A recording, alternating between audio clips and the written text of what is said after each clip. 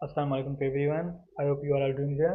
तो आज का जो हमारा टॉपिक है वो drug use to prevent infection from the fungal. जो फंगल की वजह से इन्फेक्शन होता है उसके प्रिवेंट करने के लिए जो मेडिकेशन यूज़ करते हैं उसको हम क्या बोलते हैं, एंटी फंगल ड्रग्स बोलते हैं। ठीक है, तो आज हम उसके बारे में डिस्कस करेंगे जिसके हमारे पास ऑब्जेक्टिव है। हम एंटी फंगल फंगल ड्रग्स को डिस्क्राइब करेंगे, मैकेनिज्म को डिफाइन करेंगे। ठीक है, anti malarial anti fungal drugs को भी क्या करेंगे, आइडेंटिफाई करेंगे, क्लास पढ़ेंगे, उसके इंडिकेशन, साइड इफेक्ट, कंट्राइंडिकेशन सब पढ़ेंगे एंड देन नर्सिंग इंफॉर्मेशन बताएंगे। तो सबसे पहले एंटी फंगल मेडिकेशन होती है जो फंगल इन्फेक्शन को ट्रीट करने के लिए यूज़ की जाती है। जो कॉमनली हमारे पास स्किन, हेयर और नेल्स के अंदर इन्फेक्शन पाया जाता है, तो उनके लिए जो हम ड्रग्स यूज़ करते हैं, मेडिकेशन यूज़ करते हैं, उनको हम क्या बोलते हैं, एंटी फंगल ड्रग्स बोलते हैं।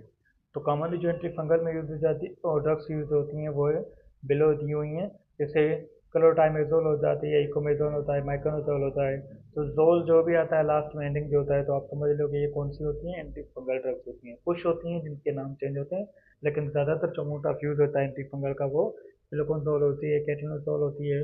ठीक है, क्लोट्रोमाइजोल होती है। तो ये कौन सी होती है, एंटी फंगल ड्रग्स होती हैं। इंडिकेशन की बात करें तो फंगल इन्फेक्शन जो होता है वो commonly ringworm, athlete's foot, fungal nail infection, vaginal thrush और कुछ फीवर डैंड्रफ के लिए ये हम क्या कर देते हैं, एंटी फंगल ड्रग्स का यूज़ कर देते हैं। ठीक है, साइड इफेक्ट की बात करें, इचिंग होगी, बर्निंग होगी after the anti fungal administration के बाद। ठीक है, एब्नॉर्मल पेन हो सकता है, डायरिया, रैशेज।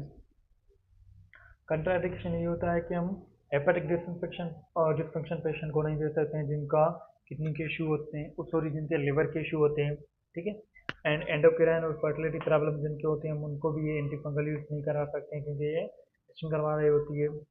प्रेगनेंसी और लैक्टेशन पेशेंट में भी हम ये यूज़ नहीं कर सकते हैं। नर्सिंग कंसिडरेशन की बात करें तो हम क्या करते हैं, मेंशन करते हैं पोजीशन और कंट्राइंडिकेशन। ठीक है, पेशेंट की और हिस्ट्री लेते हैं, क्योंकि हिस्ट्री लेते हैं अगर पेशेंट एलर्जी से है तो एंटी फंगल देनी है, नहीं देनी है, क्योंकि ये कॉम्प्लिकेशन से प्रिवेंट करने के लिए। तो हम असिस्ट करते हैं, परफॉर्म करते हैं फिजिकल असेसमेंट, जिसमें हम स्किन कलर देखते हैं, टेम्परेचर देखते हैं, ल्यूचर देखते हैं, एवेल्यूएट करते हैं कि एडवर्स इफेक्ट क्या होते हैं ड्रग थेरेपी के बाद।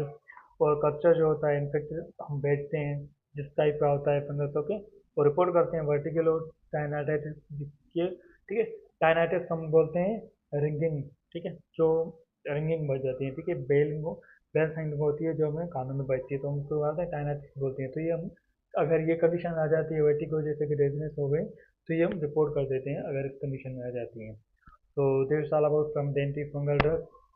आई hope you are understand well. Okay, thank you.